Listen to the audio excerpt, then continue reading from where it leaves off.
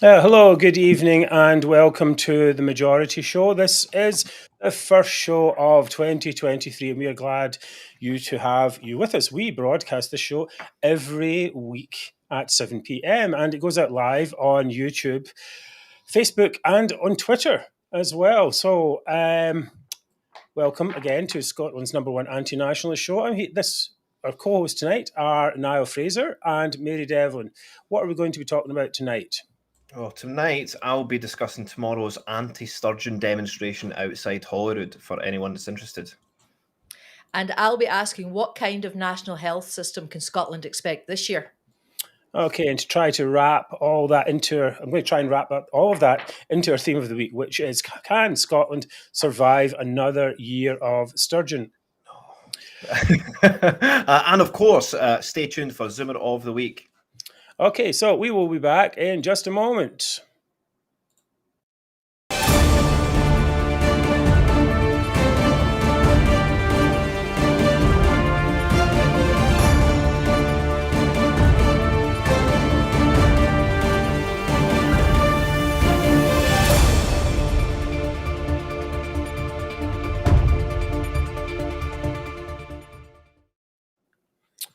Right, well, welcome back to the first Majority Show of 2023. What did you get up to on your break? Niall, did you do anything interesting? Well, it's probably the opposite interesting. It was my first sober Hogmanay, actually. You wake up absolutely fantastic on New Year's Day and fresh as a daisy. So I'll hopefully continue that progress into more Hogmanays. But yes, I think I'll do that from now on. Oh, that's great. Okay, and best of luck with You must your be getting endeavours. a bit older now, Niall, when waking up Yes, sober is a good thing. And Yeah. Mary, what were you up to? What did we get up to? Well, we had a nice family Christmas and New Year. It was lovely to have our kids home from university, and it was very nice, very quiet. Yeah, it was a very good time. It was had by all. As some of you will know, we're doing a fundraising drive for 2023. We would like to amplify your voice throughout this year.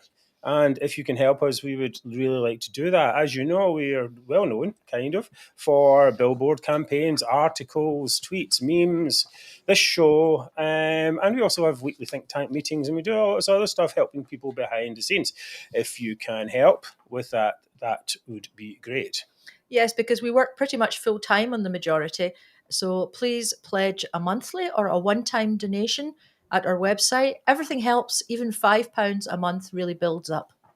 And if you're like me, if you're very, very frugal, you can actually buy a product, Resign Sturgeon mugs, T-shirts, and a wee kickback gets given to the Majority. So it all goes to supporting the same fantastic show, guys. So get a product for your money as well. Thank you, Niall, for that. Mary, I think it's you. We'd also like to thank our friends at UK Union Voice and United Against Separation for supporting the show by letting us broadcast directly to their Facebook pages, from where I know a lot of you will be watching this evening. Right, and on that topic, please remember to subscribe to our YouTube channel. That's where you can get alerts and all kinds of stuff. And as those numbers go up, we get more exposure on the YouTube algorithm, closing in on 700 subscribers now. Every one of them is like gold to us. So please do that if you can. Yes, and I think this is a point in time where you smash the like button, you share, you comment. I can see tons of comments filtering in now. It's brilliant. So please do keep them up during the course of the show, and I look forward to an amazing show. Let's go. And as usual, I will be doing all the comments tonight. So please keep your comments short, and I'll try to get as many of them up as I possibly can. Right, so we'll be back in a few seconds with the topics of the day.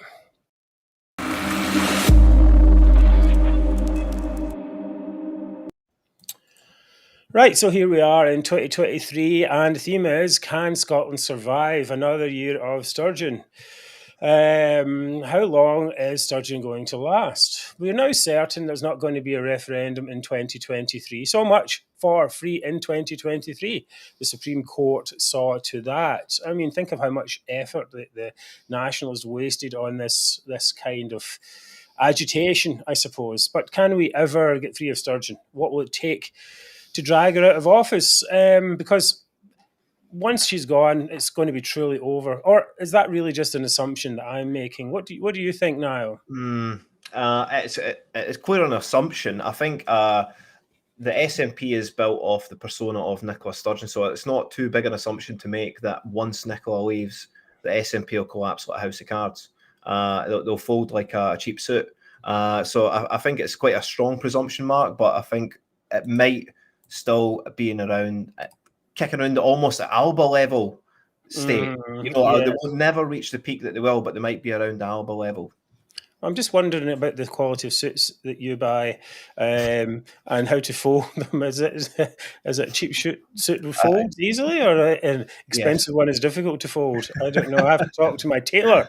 I'm sure that's definitely a saying. Definitely. Right. Okay. Mary, any idea on what you think Sturgeon will ever leave us? Sorry, are you asking me? Yes. Or anyone who's commenting. So I think it could be a pivotal year. I think this is the year when it'll all turn around. I think we're going to, as we go through this winter, I think there's going to be so many different crises and different things going on, and every day it's just going to become more and more apparent that the SNP are just not up to the job, that Sturgeon's not up to the job, that she doesn't have any replacement, she doesn't have anyone who can take over. She's a one-man show, so to speak, and I think that's what's going to happen this year. So I think I'll be sitting here next year and I'll be saying, "See, guys, told you." Right. Well, we will roll this. We will roll this back to this particular moment in time. Yes, I'm not putting any money on it right enough. We'll see. I'm not a gambler like Niall. So yes. Well, there's increasing dissent amongst the SNP themselves. Well, let's not call them SNP, ex-SNP, who are whining about Sturgeon. Many, of course, left to Alba already. And we see more and more of them. Here's one here. I just saw this a few hours ago. It does beg the question, if these clowns can't organise a bottle return scheme, are we satisfied they are the right people to set up an independent country? As I've said before, the first year of negotiations would be taken up by them agreeing their pronouns. Yes. Okay. And there's quite a lot of those like that. But, to me, I just think this is a bit much. These people who are complaining about Sturgeon's policies right now are, they're crying and crying about them. But these were the people who supported her all along the way, right?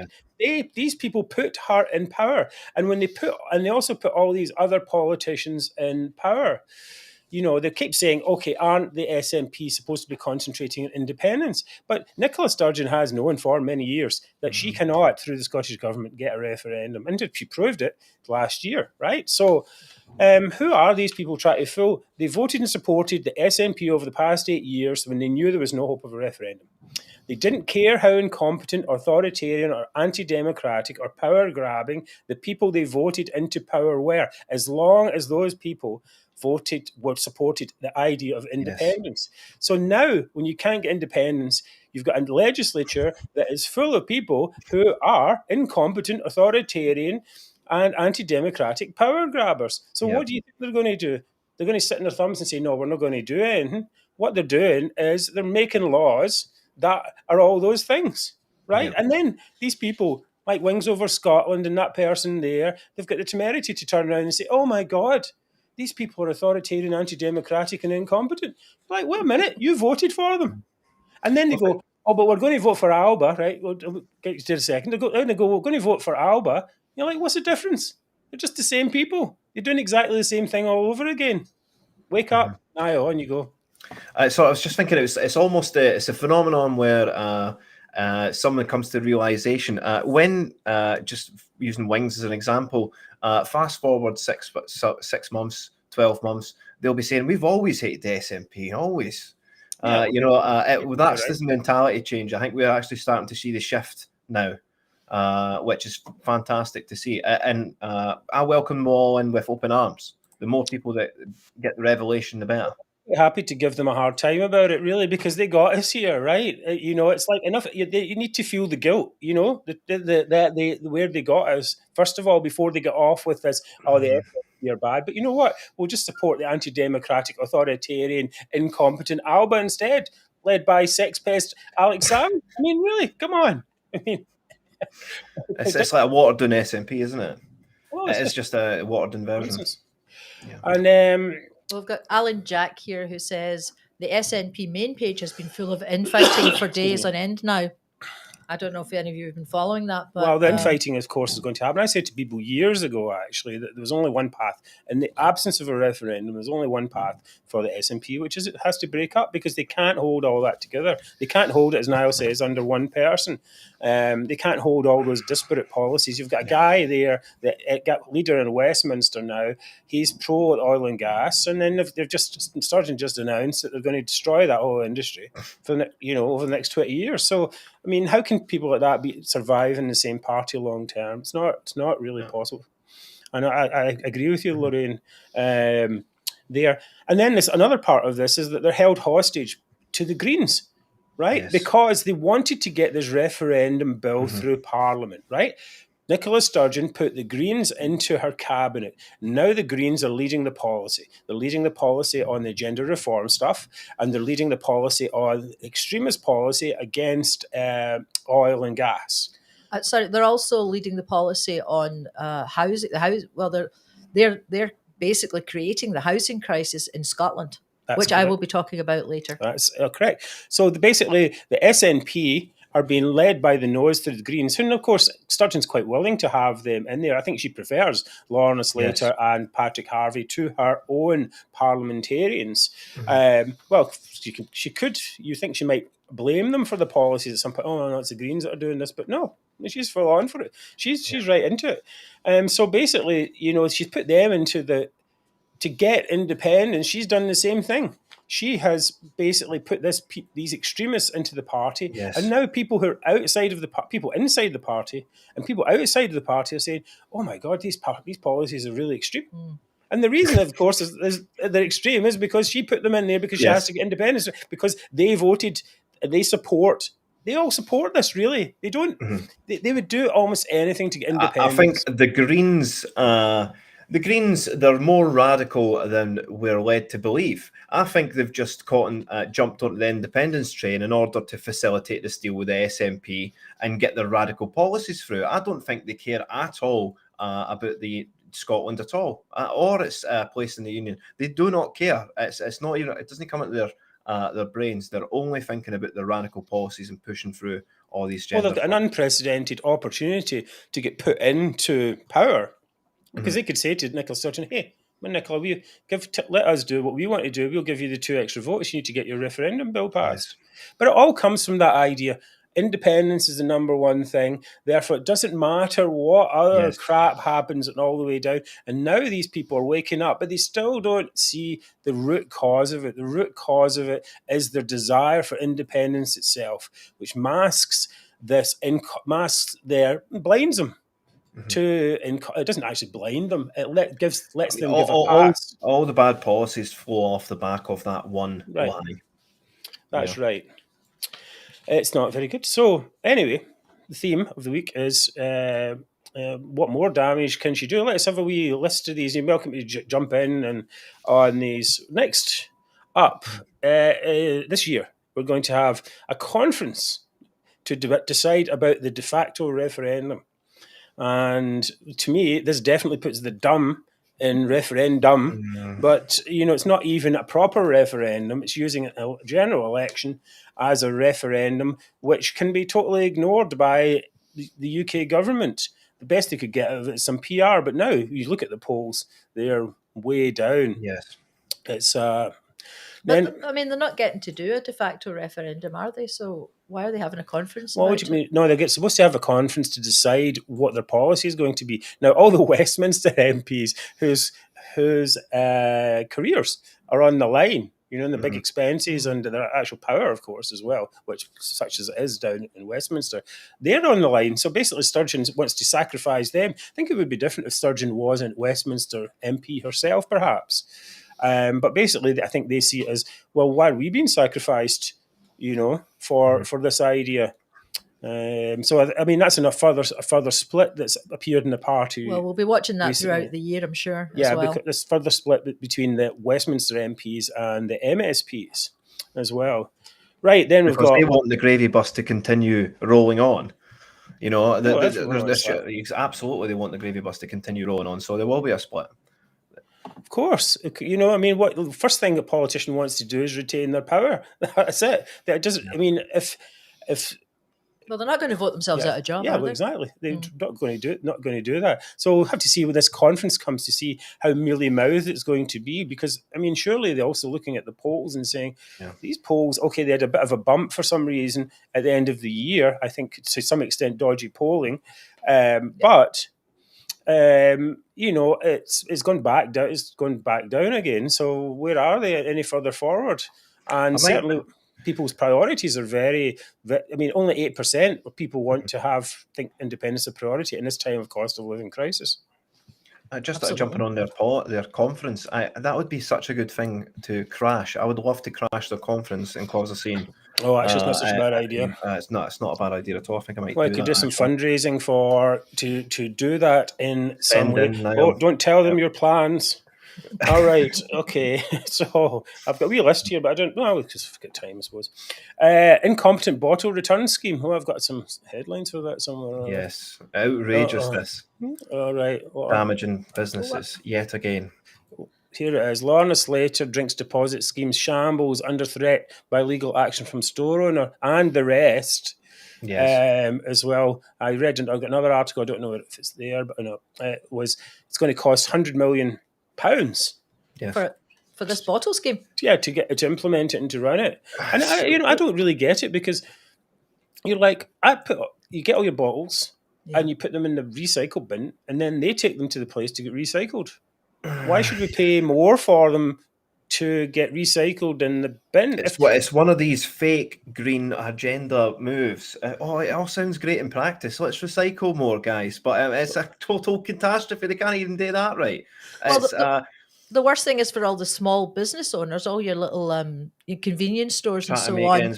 Yeah. Well, yeah, they're doing that, and now they're going to have to deal with all the administration and all the regulations about this bottle bank, and a lot of them are desperately trying to opt out of this. They don't want to be involved.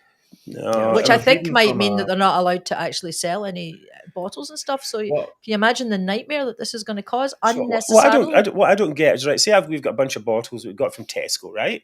And then do we now have to drive to the recycling point to get them in our diesel car? You have to return them, I think. But you return them to the Tesco man who does the delivery? I don't know. He's not a trash man, is he? Is that correct? Sorry, Paul Halford just had a comment. Lorna came to Orkney about this. Did you actually go all the way to Orkney about the bottle?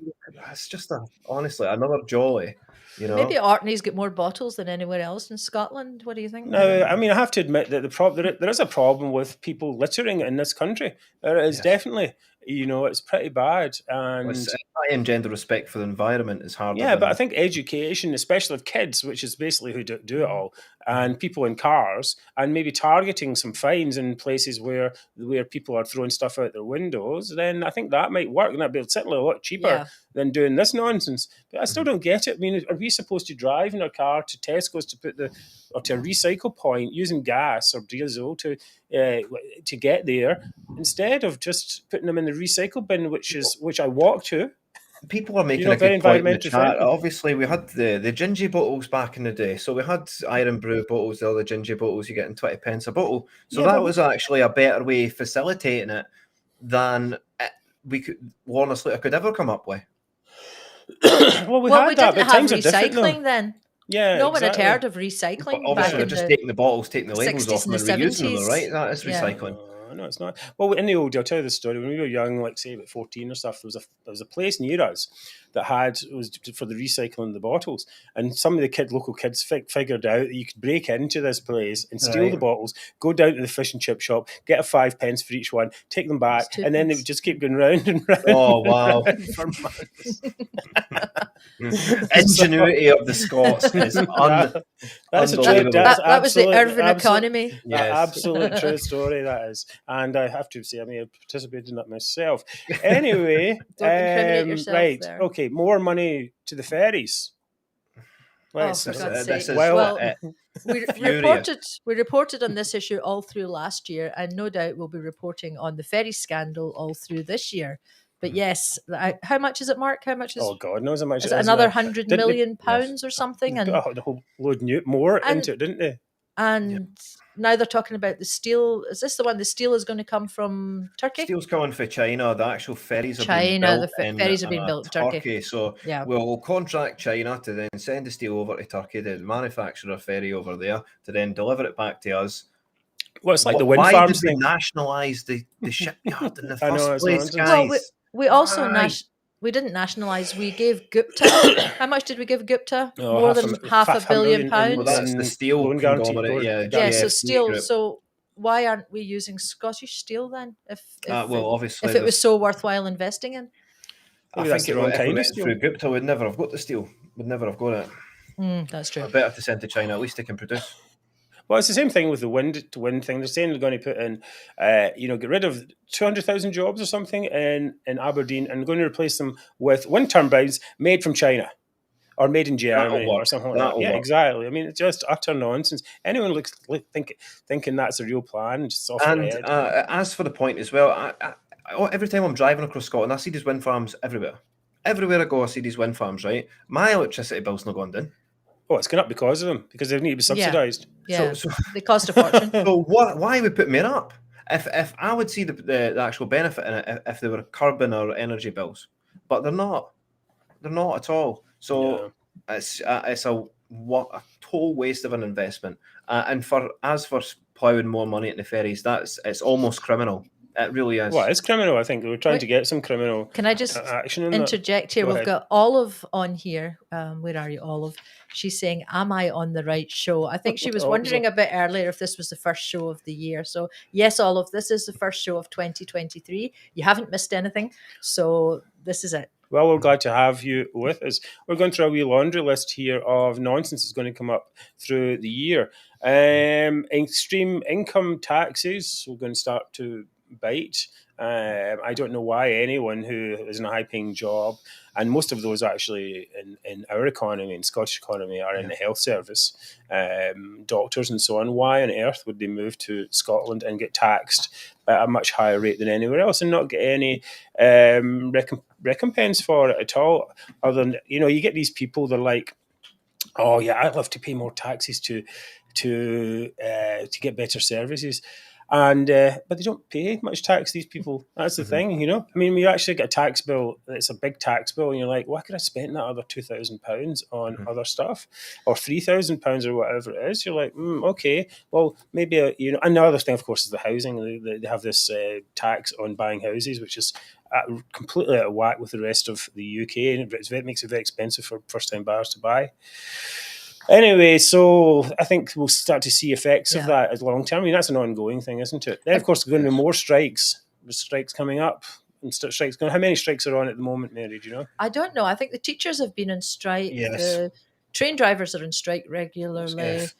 The nurses are going on strike. Yes. Or they maybe reached a pay deal. There was two unions that made the deal, or that reached the deal, but then it's still not confirmed yet. So we don't know if the nurses are going to go on strike. But there's strikes almost in every industry, or the threat of strikes in every industry.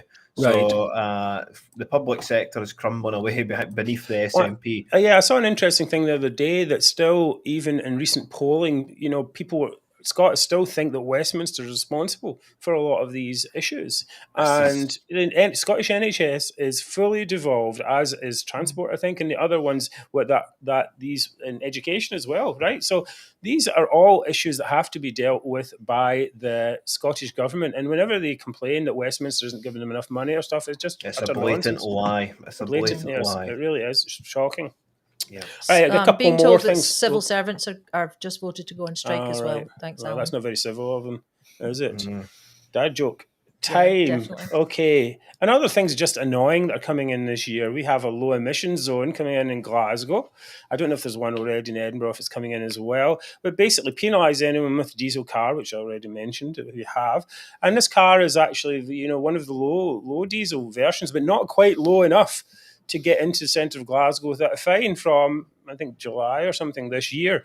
And it's just annoying that these policies led by the Greens and the SNP together, SNP Council in Glasgow, they'd rather spend money on stuff like this, destroy the city centre. I mean, when I went in last time, we went in, we bought something from one shop, went to eat somewhere else. We couldn't.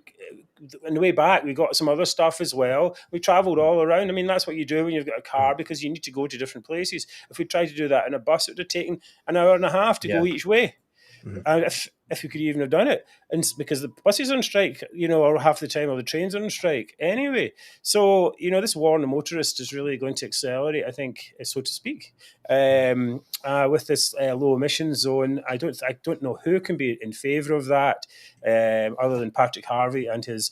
Wants to going to go everywhere on a bike. Well, we live in the suburbs. It's not you can't cycle into Glasgow easily.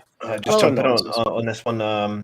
So I mean, it's these radical leftists in the Greens. The radical leftists, they cannot create; they can only destroy. This is the key theme. So all these made up problems, the cycle lanes, nobody's asking for them. Nobody's crying out for the cycle lanes. We're crying out for help in the cost of living crisis. The NHS is crying out for help. But let's put the cycle lanes up. Let's put up more wind farms. It's a problem that doesn't exist. Yes, exactly. We'll solve a problem that doesn't exist, and we'll leave these tangible problems, these real life physical problems, on the table for normal everyday people to crush everyday people. It's ridiculous. Yeah, that's what it feels like. It feels a little bit like, just leave us alone. It's bad enough trying to live in this city, or any city even, and then just have you can't even go into the city centre without buying an entirely new car. I mean, It's ridiculous. Or going outside and having to walk in, and and with your luggage or whatever it is. It's just utter nonsense. It's utter craziness. Well, the other day when we were trying to drive into Glasgow, the new cycle lanes were completely flooded. Right. So nobody would even be able to. I mean, you'd have to. And they're full of trash as well. They're swim. Yeah, pretty much. Completely full of rubbish. I noticed the other day, and I have seen one or two people using it. I'm not necessarily against bike lanes as such. If the road is already, if the space in the road, whatever, it's fine. But it shouldn't be a priority over other things. We do have a cost of living crisis, and we do have other stuff. These things are nice to haves. They're not completely necessary. The way they treat them they treat them as they must haves as well. These are the types of policies that we would enact when we've got a surplus of money. When we've got surplus, but no, we're running at a massive deficit here, and we're throwing money down the drain, hand over fist.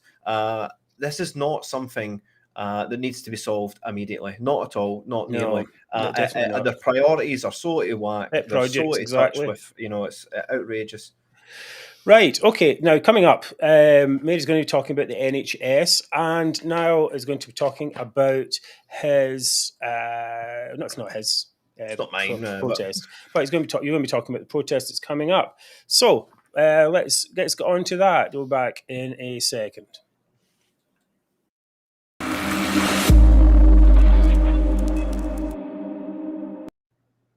Right, so now you're up. You can talk. Okay, so tomorrow is indeed a big day for the future of Scotland.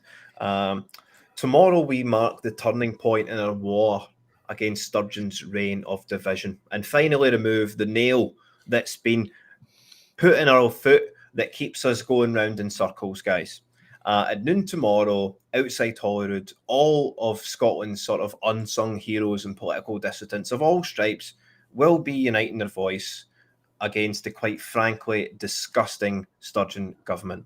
The SNP and the Greens have been accelerating Scotland towards a cliff for some time now, and we're doing everything in our power to pump the brakes and stop us going over the edge. And I believe the fine guys at the majority will be there tomorrow, providing some video coverage and footage for those that are unable to attend. We'll try. We'll see how we get on. If you could get across it, it'll be. I'm sure it's going to be extra busy. So the theme of the protest is sound and noise. It's my contention that our lives have been disrupted enough by the SNP and the Greens, and it's now time to return the favour and disrupt them. So if you could cue up my video, Mark, that'd be fantastic. I'm going to put that on. Sound is the most important thing in the universe, the most powerful tool bestowed on mankind. Through the divine majesty of vibrating vocal cords, I like that divine majesty. Striking a bell, banging a drum, or plucking a guitar string, we can somehow elicit emotions. We can make people dance. we can convey ideas, and if enough of us are in harmony, we can create wonderments beyond our wildest imagination. But Scotland is not in harmony, is it? Oh, no. In fact, we're like a broken record. And as a result, Scotland has reached a new wall. An NHS that tells you to stay home if you're sick. Phone a number. An education system that's telling children there's no biological difference between men and women. A cost of living crisis that's rampaging away, but Sturgeon and are given why spend our money, our time, angering every woman in Scotland, making it easier for male sexual predators to identify as female and invade changing rooms and prisons, armed in the length and breadth of the land. Enough is enough, folks. On the 12th of January, if you're like me, if you're sick to the back teeth, Sturgeon, I'm asking you to share your gift with me. I want your voice. In fact, I need your voice to be heard alongside mine and alongside the voice of the Glasgow Cabbie outside Holyrood. Because, folks, typing away in the phones, it's not going to solve anything. We were just wailing into the void. Yeah. It won't work. We need you there physically. We need to bring the noise. Because with that noise, only with that noise, we'll be able to drown Sturgeon out. Wow, there we go. That was quite powerful stuff there. I think there's a lot of people going to this demo tomorrow, because even just from our viewers tonight, I'm getting so many comments right at the beginning. People were talking about it. They've been commenting all through. So I think it's going to be pretty busy. What are wonderments? Is that a real word? I was wonderments. I come up with that wonderments is a word. Wonderments is definitely a word. Okay, I'm sure of it. Right. Okay. Well, it sounds good. I thought it sounded pretty good there. I did have a question about it though. It's not just about the gender reform bill. No. So it's not just about the gender reform. I mean, it was billed as that. So the protest has been booked for the gender reform bill, and we will be talking quite heavily on that. But it's more if you've got a grievance with Sturgeon in any capacity, please do come along. If you're angry, if you're listening to the show, like that, you're more than likely angry about what's happening to our country. So please do come along if you can. It's planes, trains, and automobiles trying to get there though, because people are coming all across the country to express their intense anger at the Sturgeon government, and why not you as well, the viewer? So please, if you're angry about it, please do come and share your voice with me and the other speakers. It'd be fantastic. Well, Paul Halford, he said that his crowd are coming down from Orkney. Wow, that's outrageous. Yeah, it's great. Right. Outrageous. Fantastic. Well, I think that's there, of course, has been a lot of anger. I mean, there's anger at hate crime law, anger at the gender reform bill. There's just building up anger about all these stuff. There's laundry list we've been going through earlier on, and generally our side doesn't really protest that much. I mean, we've seen some protests here and there. We can all remember Donna from Aberdeen with our union flag. It's excellent. And sometimes these small protests can work. But maybe it would be good for people to get together for once.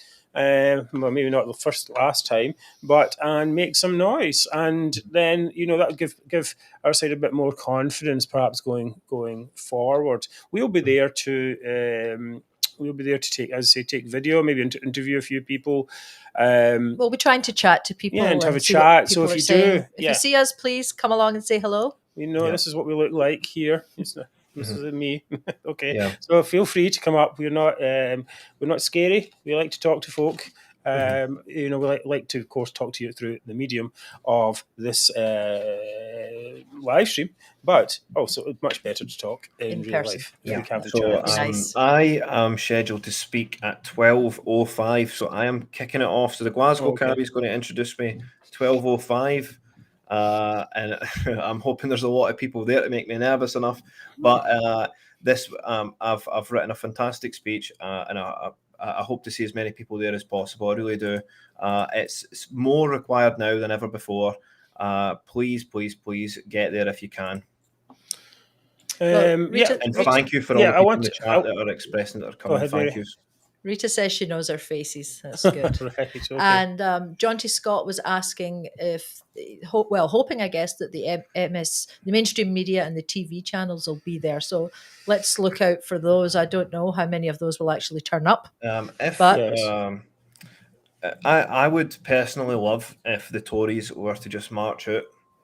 Just march out and I don't think that's going to happen. I don't think it will happen, but I would have immense respect for them if they did. It's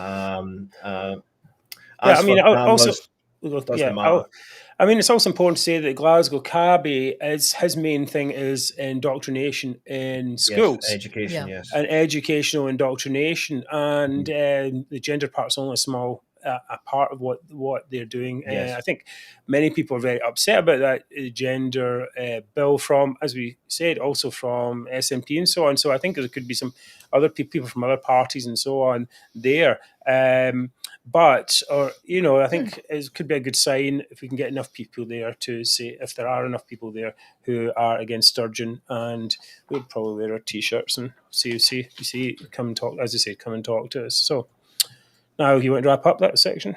Yes, I saw Rita Johnson coming back from the holiday in Northumberland tomorrow morning. Don't start without us. I won't start. I'll make sure everybody's there. So please do. Tomorrow is the day, guys, that we strike fear into the heart of the Sturgeon government with people power. This is more important. This is why we need to put the phones down and get on the streets. The phones are not going to accomplish anything. In fact, it's almost enabled this situation to happen to us. Well, it's part of the whole thing, right? Yeah. So it's good we need to bolster and communicate with us, between us, but it doesn't necessarily get there. I mean, always people power is very good as well. Right, so we're looking forward to your speech tomorrow. Yep. We'll see how it goes, and hopefully there'll be a good turnout for you in the Glasgow Cabbie and the other people who are on there. Okay, so we'll be back in a second. When Mary is going to be talking about the crisis in the NHS. We'll see you in a second.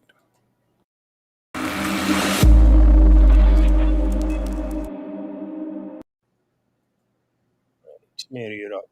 Well, I think one of the things that, I know I am, and I think other people might be really worried about this year as it starts, is the crisis in Scotland's national health system. This week, Doctors' Union has said that Scotland's hospitals are not safe for patients. Okay. And several of Scotland's A&E departments want emergency measures brought in, but they're not being allowed to do that.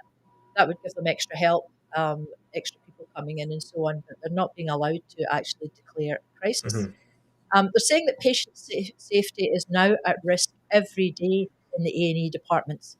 And the BBC has reported on inhumane conditions due to high occupancy rates. The A&E times are the worst on record in recent weeks and months, and estimates are saying that about 50 people are dying every week just as a result of delays to emergency care. Really? So that means that people who, if they'd been seen sooner, yes, might have been saved. Yes, but people are actually dying.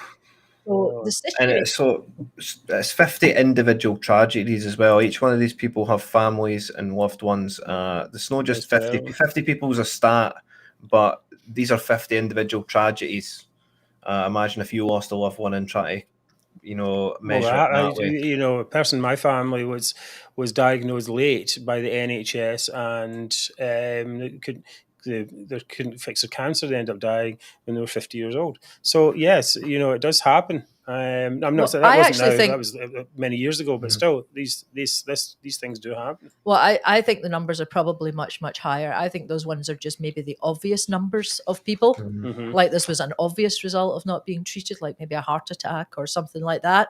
But I think the numbers must be much, much worse. And I know that I was thinking about it over the Christmas period, and I was really, kind of praying that we would all stay healthy and that, don't get involved in any accidents or, just worried, because I really would not expect that I could turn up at the A&E and, that we would get treated. And you might not, I guess they'd have to treat you eventually. But what kind of times are we talking about? We've heard about ambulances not coming for days. We've heard about people lying out in corridors, people lying outside hospitals. I mean, the whole thing is just almost in the state of collapse. I think it actually has collapsed. I think they're just not calling it that, but I think the system pretty much has collapsed. However, on Monday, Nicola Sturgeon, she took to the stage again, which she used to do every day in COVID. She shoved Humza Yousaf off to the side, and she said, even she admitted that Scotland's hospitals are almost completely full, with bed occupancy exceeding 95%. I think in some hospitals it's over 100%. So most of them. There's a lot of the different hospital areas are declaring, well, they're not allowed to declare an emergency. Part of the problem. So what did Nicola come up with? Well, her solution was basically that they were going to rent out more care home beds to help with the discharges. And they were going to somehow, at some point, get around to hiring some more NHS 24 staff, which honestly is barely scratching the surface. I mean, everyone's saying that Humza Yousaf is completely out of his depth. Yes.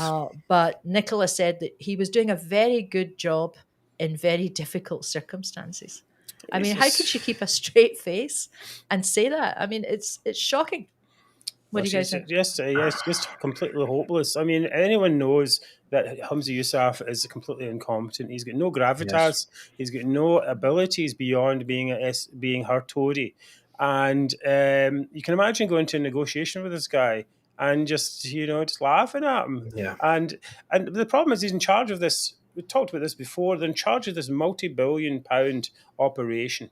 Right, the largest employer in Scotland, and you've got a guy there who knows nothing about any of that at all, and who's got no experience in any of that type of stuff at all, and he's trying to expect this incredible big machine to try to work. They can't. They just don't know how to deal with it. So we saw these things. There's a crisis in the number of doctors that have not been hired, number of nurses that are not being hired, and so on. Yes. And then they say, all right, well, we'll just put the taxes up so that less doctors will even want to come here. Or we'll hire more NHS 24 staffs to handle the phones. What's that going to do? It's not going to do Seriously, anything. It's not going to do anything. It's just it's going to... More people telling you that an ambulance is not available. Okay. Well, it's like, you think it can be solved? You can solve this crisis with a call centre. I mean, you've been on the phone to a call centre. You know what it's like. You get Bob from India try to fix your computer. You can't do anything. But that's. I mean, that's not going to fix the problem. What's going to fix these problems is, one, people who are competent managers looking at the situation, and also and that does not include Humza Yousaf, and then hiring people who can actually treat people. Why hasn't there been appeal to the public for volunteers? They wouldn't even know how to organise volunteers. The Scottish government should have appealed to the public for volunteers, people who've retired at the health service, to come back and try to clear this waiting time. It's a no-brainer. It's a no-brainer. We need more people hands on deck. We don't need people hands on phones. That's the opposite of what we need. I can't believe that it's not a solution at all. I don't know, but the Herald, they've basically called on the government and Nicola Sturgeon and Yousaf to make health the number one political priority for Scotland for the next 2 years. They've said what they've got to do is prioritise spending to improve staffing levels. Don't spend it on answering the phones and things, but actually you need more people, more staff there to cover all the people who are burned out and covering. I'm sorry, wait a minute. What didn't they? Shortages. We know what the Scottish government's priorities are. The very first debate they had when they came back after the New Year's break, it wasn't on the NHS. It wasn't the cost of living crisis. It was on getting us another referendum. A completely useless debate after the Supreme Court said the Scottish government has no competence in that area. It shouldn't even have been allowed to be tabled by the presiding officer. No. In fact. It shouldn't have been entertained at all. Yeah, exactly. Not entertained, but they did it, and that shows where their priorities lie. That's the simple fact of it. Their priorities had never been about the people. The priority is always the abstract idea of independence. See, Stuart Gilchrist with a comment there that NHS in Scotland outperforms the rest of the UK. Fact. I'll be discussing that fact tomorrow on the speech. outrageous. Yeah, I mean that's the thing. Oh, they're doing it. They're just as bad as us. It's someone else's fault. Of course, nationalism is deflection. That's It the makes me really angry when people of say it. that. You know, it's not this. And here we have. I read this article earlier today in the Spectator. Sturgeon is irresponsible to blame Scotland's NH crisis on patients. She said that she blamed unnecessary attendance at hospitals for the mounting crisis, but the numbers show that, as you can see in this graph here, that the attendance hasn't actually changed. In fact, it was less in some cases. The actual problem here is not the patients. You know, the problem is incompetent administrators who don't have a clue what's going on. Precisely. Well, I mean, that's one of the problems is you've got the people who are actually creating policy and so on. They've got absolutely no clinical experience whatsoever. Yes. And they're not even asking the people who do have the clinical experience. Nicola Sturgeon, of course, is blaming Westminster and saying that we're better than the English and so on. But somebody brought attention to some of the things that she did when she was health secretary. And the reason that we're having a lot of the problems that we're having today is because when she was health secretary, she cut the number of nurse training positions. She cut the medical training positions. She closed 1,900 hospital beds. Now, if we had those 1,900 hospital beds now, we would be able to move people from A&E out, people who are taking up beds, so A&E is completely full. The crisis, I've been told, some people are saying it's not actually an A&E. The problem is that people are coming into A&E and there's nowhere to put them because all the people that are taking up the beds. So if they did have those 1,900 hospital beds, the people coming into A&E would be able to be quickly processed and put through to those beds. But this has all happened under Nicola Sturgeon when she was the health secretary. And also limiting the number of Scottish medical students. So most of the medical students come from England and come from China and other countries because in the universities, that's where they get the money. Yes. And the number of students in Scotland is limited by the government because, of course, it's free to Scottish students, so the government limits the spaces. So when they qualify, they all go back to England and China, and we're left with hardly any doctors, any trained doctors in Scotland. Can I just chip in? See when Hamza is saying, look, we're performing better than the rest of the UK. What he's doing, he's weighing up the dead bodies of Scottish citizens against the dead bodies of English citizens and saying we're doing better. That's what he's doing, and it's the sickest, most disgusting comparison ever. It makes me so angry that it's not a comparison to make. It's not one that anyone would like to make at all. But he continually pushes it out there. It's horrendous. The guy is sick. Well, Alan Jack, I think it was, there made a very good point. You know, they're getting 15 billion extra each year. So can't they be using some of that and, you know, making the Scottish health service better? I mean, I never really used to bother about this idea of a health service, whatever. You know, we live in America with private health, as most people do there. You can walk into a clinic, you know, and, you know, some people say, oh, you have to pay insurance and all that. But the insurance is about the same cost, maybe less even, than the taxes you would pay in national insurance here. So you basically walk into a clinic, you get all your tests done, all that's done. I mean, of course, if you didn't have insurance, very expensive. But most people have that. But coming here now, you realise, well, you're reliant on this system. And that people treat, in many cases, as a religion, and it can't be dealt with properly. And, you know, there's a sacred cow, as it were. And, you know, when it's not working, it really does affect people's lives. So you say 50 people dying there, and plus many more, I'm sure. It's a terrible situation. And certainly Hamza Yousaf is not the person to be dealing with it. But, of course, we all know the reason Hamza Yousaf is still there, because if Hamza Yousaf is fired, then that makes Sturgeon. Well, I mean, this is 50 people per week. So there'll be people tonight that will not see tomorrow morning because of the incompetence, or the continuing incompetence of SNP, Hamza Yousaf in particular, and Nicola Sturgeon in particular. So there'll be Scots that won't wake up tomorrow as a direct result of Hamza Yousaf and Nicola Sturgeon. And I think that's just the tip of the iceberg. Yes. Okay, we're going to move on there because we've got a few things to deal with. Things you can do right now to support the show. You can make a monthly donation. That would be great. Everything helps. You can buy a T-shirt or a mug. I should don't have my hand right now. Or you can subscribe to the show on YouTube. We need those subscriptions. You can tell your friends about us there as well. Lots of questions coming in, but we'll have to deal with them a little bit later. Coming up, it is the moment you've all been waiting for, highlight of the week. It is Zoomer of the Week.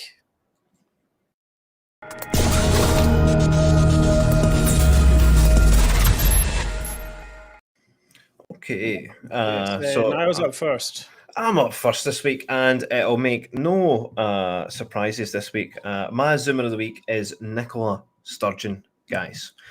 When asked at the Scottish NHS press conference at the start of the week, featuring, if you notice, there's a new sort of First Minister podium type thing. Where did this come from?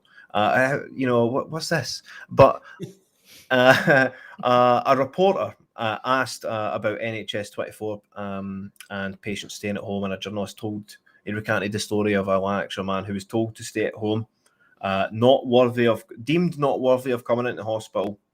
It would only take up an unnecessary bed, they say, and 2 days later the man died. So if we can get the video on this, guys, and I want you to keep a close eye on Nicola Sturgeon during this question. First Minister, you were acknowledging there that the model that's being adopted in Lanarkshire to open on Saturdays. Some people would suggest that this is not happening fast enough, because the reality for many people is that they simply cannot get a GP's appointment at the moment. Take for example a family. I've spoken to Sky News. Their dad took a dizzy turn at work, phoned NHS 24. Couldn't get a GP to speak to on the phone, and their family were told that it wasn't a life-threatening situation, and they listened to that public health advice not to turn up at accident and emergency and put that additional pressure on that you're talking about, and he died 2 days later. This was around the Christmas period. So this is happening on your watch. So how quickly will this happen in terms of opening at weekends to get people through the system? These are principally local health board decisions about how they think the use of resources best meets the needs that they are experiencing. I think the NHS Lanarkshire initiative is a good one, and we are looking to support health boards who want to do that and who feel that would make a contribution to what they're. So she's just been told that a man's died. Mm-hmm. What one of her citizens have died? No, not just a person. Another Scot. Another Scots died on her watch. She doesn't even say condolences, guys. No, doesn't even say sorry for your loss. No sympathy whatsoever. Is there? Nothing. Totally devoid of any emotion. And this is why I wanted to highlight this video. It is sick. It's sick. Yeah. No. It's sad. It's really sad. Well, it's the idea that family lost it's someone a just before management issue. Christmas. It's not a human issue, right? That's the thing. I mean, there's a huge debate in the States. Mentioned the States earlier. There's a huge debate there that making a single payer health system like the NHS would result in death panels, right? And basically, that's kind of what we see here. People are deciding, you're on a list, and if you're on the wrong side of that list. Yeah, and that's you. You're not don't come in if you're not feeling well, right? And then you don't know if you're going to be sick or not. The whole point, the whole point is to go and be checked out, not to call someone in India or whatever it is. I don't know. You're not supposed to be diagnosing yourself. I mean, no, of course not. You and Google, No, that's the worst, isn't it? What can you really diagnose over the phone? Is there a GP in the comments that can tell us what we can diagnose over the phone? Well, I'm sure you can maybe do some things. Most things probably routine, but you might be like, maybe you say, "Oh, I've got a droopy eye," and I'm slurring my words or stuff like that. But who knows? I mean, there's millions of different conditions that people have and need proper care. All right, I think that's a good contender there. Yeah, it's terrible. It's not a good situation, but we'll move on to next Zoomer of the Week.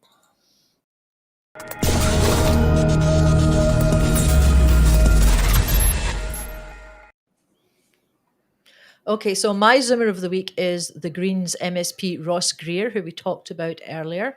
And I'm actually nominating him on behalf of our good friend and regular co-host, David Griffiths. I don't know if have you got those clips, Mark? The newspaper. Well, I've got the clips. First of all, you probably start with what Greer said. Well, let me just explain the background. So David is a landlord of he's got a number of small flats that he rents out on the West Coast, places like Ayr and Ardrossan and that. And David was in the news last week.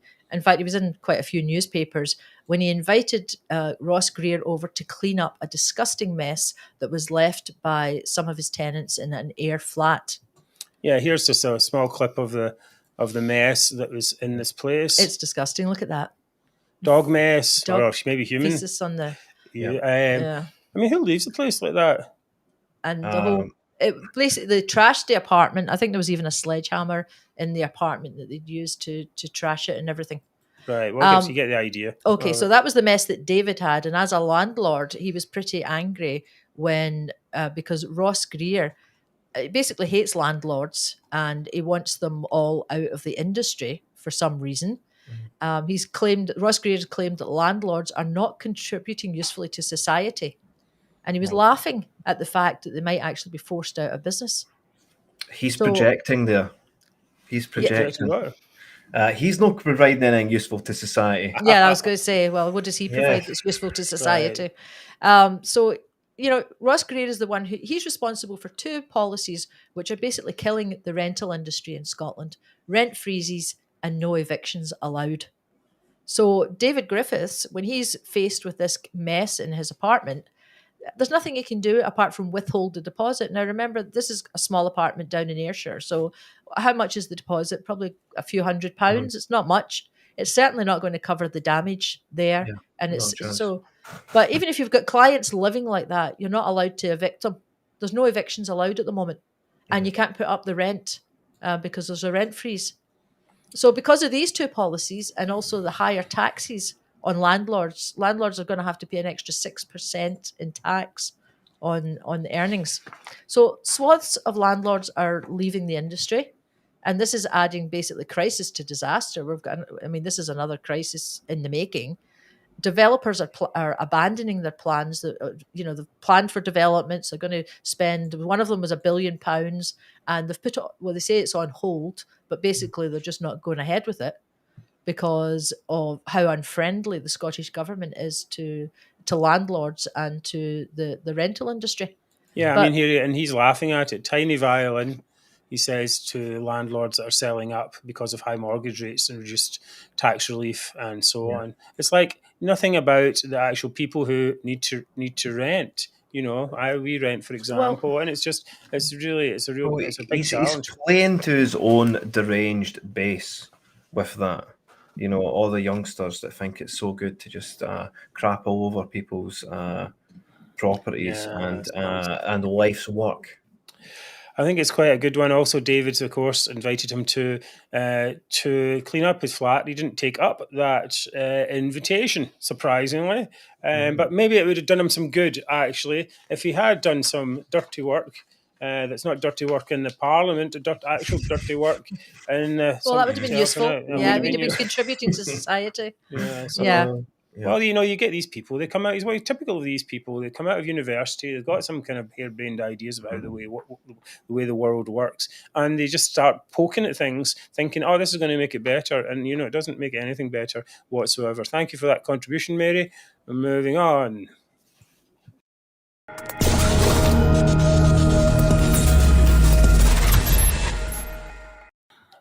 Right, we're going to run a minute or two late, so please, if you want to stay with us, that would be great. Anyway, my swimmer this week is Alex Salmond, who's a bad loser, who attacked the Supreme Court today. Where have we got this one?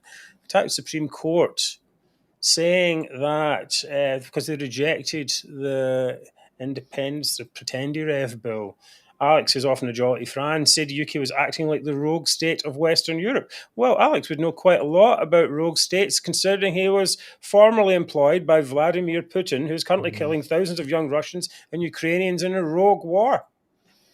Previously said that the Supreme Court was a gamble. What did he say down here? I meant to get this. I couldn't copy this out. Where was it? He said, oh, yes. This period will not be seen not only as the year of 3 prime ministers and a royal family at war, but the time when the British state fatally mortgaged its democratic credentials by denying Scotland's rights. Pretty words, but meaningless, really. Such a state will not survive in the modern world, and indeed should not survive. Reminds me of that group I went to, Discontent, where they're all like, "Oh, the British state's at the end; it's going to die. It's going to die." Like, no, it really isn't. Anyway, Alex, who should have retired disgracefully, still. What's that thing in his gums? What do you say? Rattling his gums. Yes. Blubbering. He should. Blubbering. Yes, blubbering indeed. What a blubberer. Let's stop the blubbering, Alex. You were better retired. Get back to that. Okay. All right, what was that? Anyway. Right, so who's deciding? You're deciding, Mary. Me? Yes. I get to decide? Yeah, it's your decision. Okay, well, that's pretty easy. I am choosing Nicola Sturgeon. Oh, definitely. Yes. Finally, I've finally got a win mark, finally. Right. Yeah, you used to win all the I time. think it's pretty safe to say if you choose Nicola Sturgeon, Jesus, you might be onto a winner. Yeah. I've lost my place. All right. To be Hold fair, on. There we are. Zoomer of the week winner, Nicola Sturgeon. Right. Okay. Yeah. She was definitely the most egregious thing this week. Yeah. Absolutely. No. Well, it's just that I think when people think politicians don't care for them, then that's a big That's loss. a shining example of the fact that they don't. Yes, Yeah. they don't. Okay, good choice there by Mary. Thank you. Alex Salmond still, though. You stop that. I mean, as if anyone thinks Alex Salmond's going to be any better. Well, we're going to follow Alex Salmond now because Nicola Sturgeon's not going to give us what we want. So we'll follow Alex Salmond. I mean, it's Well, she did try to stitch him up, to be fair. well, I know all that, but that's just still not a good reason.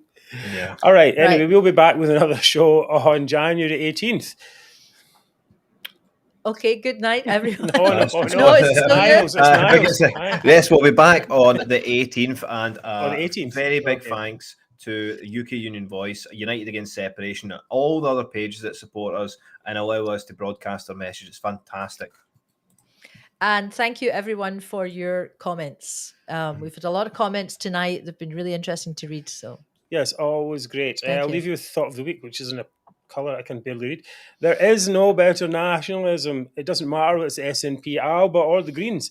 When you elevate people who claim to care about the country over people who care about people, this is what you get. This is it. And it's well past the time Scotland moved on. Well, all of you watching, hopefully, have moved on. We have. So we will see you next week for more Moving On. Yep. That's good night thank from you, me. everyone, and good night. We'll see you next Thanks, week. everyone. Thank you all. See you soon.